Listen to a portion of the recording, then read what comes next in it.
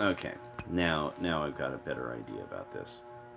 Okay, so there were some people who especially post things having to do with HBD. Millennial Woes is one of the people who I've been thinking about this for a while to post something for him because he had asked. He had asked about. I was one of those people who was sort of young, gifted, and black, and it was because I was raised extremely traditionally. Went to Catholic school. Um, my parents had relatively strict rules about what I could say and what I couldn't say, what I could do and what I couldn't do. Um, Eventually, a lot of this completely collapsed at a certain stage.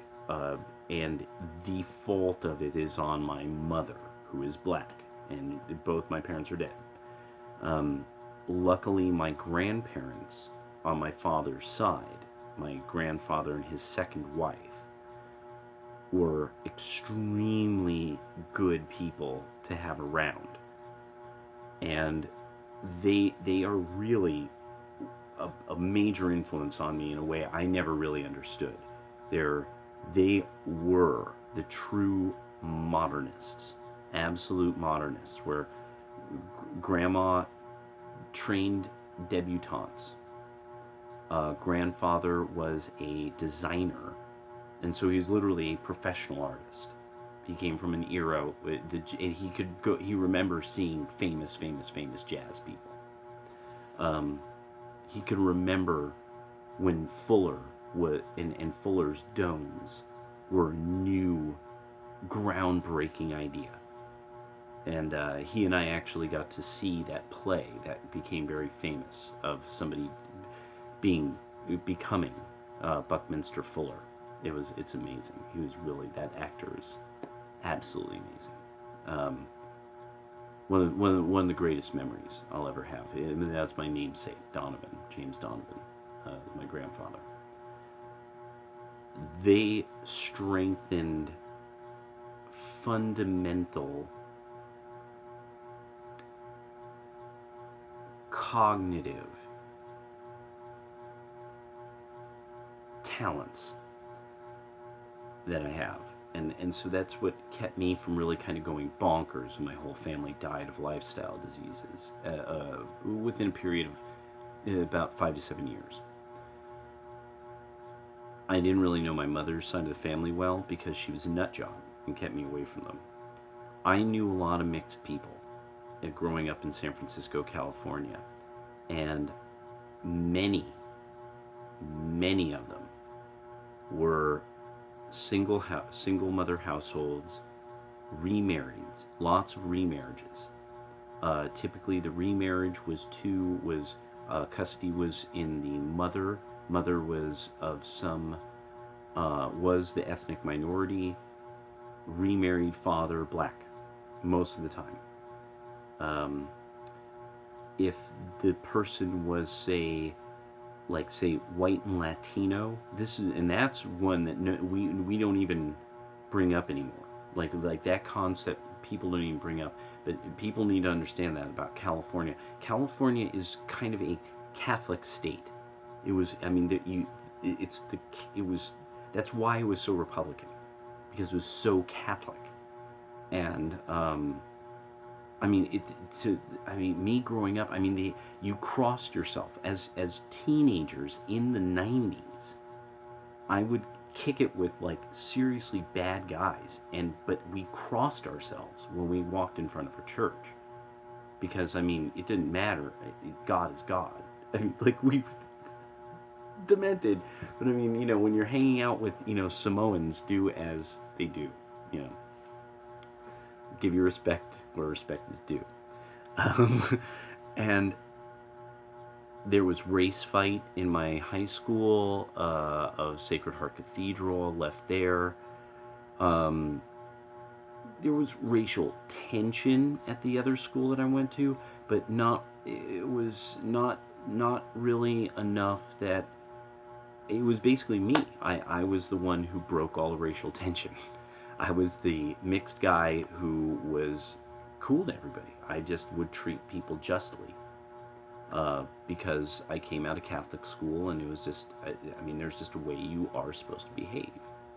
I didn't realize that then, but I mean, I realize that now. And it was good to be good to other people, because really, they could get killed. That was a reality. Kids were getting killed. And this is something I think liberals, they have a romance about it. I never had a romance about the brains on the street and things, and people being like, did you hear about blah blah blah got stabbed with a bunch of fucking screwdrivers, and it just, blah blah blah got shot, when I'm away at school and in Washington. It's just these things where I'm like, no, people, kids, children, what we call kids and children, were getting killed during the Clinton administration, and it was just, that's just how it fucking was. And so I really found the HBD people and a lot of the people who post on here about race realism, I found, well, of course, I mean, this is like, I mean, black people say this stuff all the time. But then I realized, wait, none of you hear this. There are people probably like Bernard Chapin, living in Chicago for a while, or like Matt Forney, that, you'll be on a train and you'll hear some crazy black person get suddenly very honest about what they're thinking to the whole train. Well, I mean, I got, to get included in things. I was a vice president of the BSU. I got to hear these people say what they learned at home, and black people hate everyone. I knew enough Spanish to know exactly what was being said about the black people by the Latino kids, and that there were some kids who were like, oh, dude, why are you gonna talk like, dude? What the fuck, but most of the time they're like, whatever, and because that was normal. It was normal to hear that kind of talk. In San Francisco, California in the 90s, most of us had families that either were or, and for the whites, no. None of them stood for that shit. Not for a second, in any context. And there was a contingent of cats who, it was just understood. Me and my friends, they did not want, no, we don't hang with you guys, and there was this one dude who he was this wild cat. He ended up becoming a cop. The kid was a crazy ass motherfucker, and white as snow. I mean, just so light, and with this blonde hair and blonde eyebrows. You never saw people like this in San Francisco. And this kid, he didn't give a fuck, and he would say anything to anybody. And I still remember, he's like, you bring that black power shit around here, and I'll fuck you up. He's a tiny ass guy. He did not take shit, and so we all respected him for that. He would say crazy racist stuff, and he would make these just horrible racist jokes, but we all did. And he was the only white person who would say it like, what, are you going to hit me? Because I will fuck you up, And so none of us even thought like he wouldn't. But if anybody was to say, come up to all of us while he's there and disrespect any of us, he's first toes to the fucking line. What are you talking to my friends like that about? Well, fuck you, blah, blah, blah. And I mean, he was a real manly he was a crazy little bastard. He's a crazy little bastard is actually what he was. And there's a lot of people I grew up around. Not bad people, we were just very misguided youth. And but races don't get along. They don't. That's make-believe. In California, it will come. It will be walled neighborhoods. The Cambodians, the Laotians, the Koreans, the Chinese, they'll all just wall themselves in. And it really will be that you'll have basically Norteños and blacks all like sort of scrapping out their spaces. Because the Sureños won't have to scrap out a space. I didn't mean that as a no, nobody comment on that one if you caught that. Uh, they will own it first. They'll be the first group. They already are doing it. Actually, if you know what to look for in the news, they're already doing it. They're already making their space. The Sureños.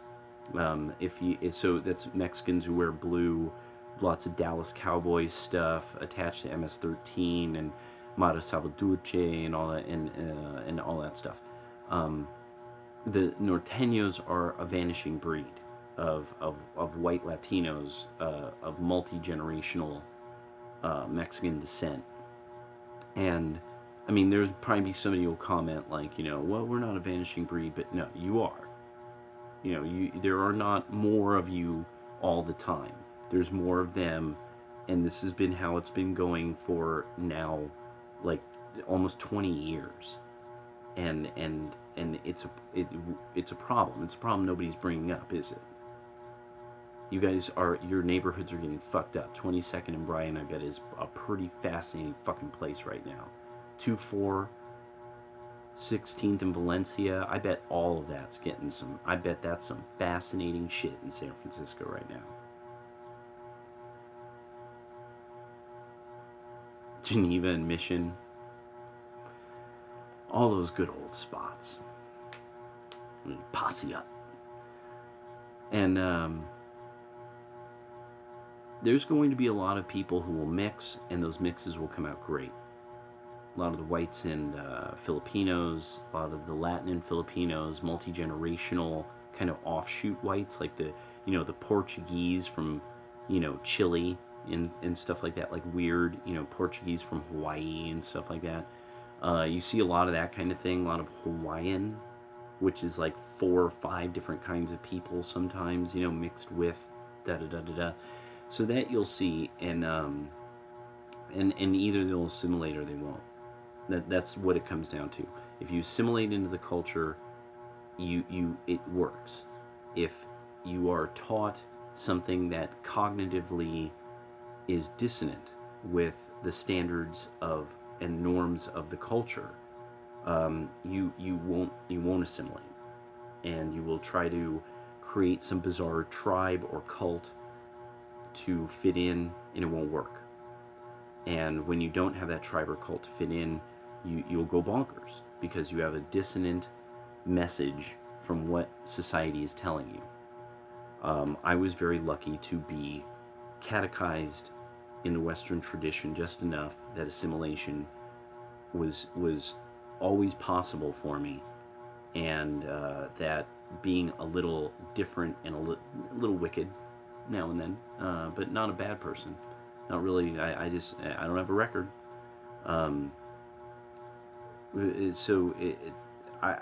That's really what I had some just thoughts about the UCC shooting, and it's about assimilation. You just make the mixed assimilate. I mean, you just don't give them an option. You reward them for assimilating. And the cultural Marxists have to be eliminated because they'll ruin a stock that I mean, I live for the Republic. I have nothing else. Stefan's worldview, Stefan Molyneux's worldview without borders, that's wonderful and all, but I'm with Michael Savage on this one. I love my language, I love my land, and in America, these are my people. Fuck the rest. And I live for the Republic. And it makes me ill when people try to talk about like there's some dreamland that they want to take the guns away, blame the whites, piss on Jesus and stuff like that. And it just, who the fuck do these people think they are? Yeah. All right. Later.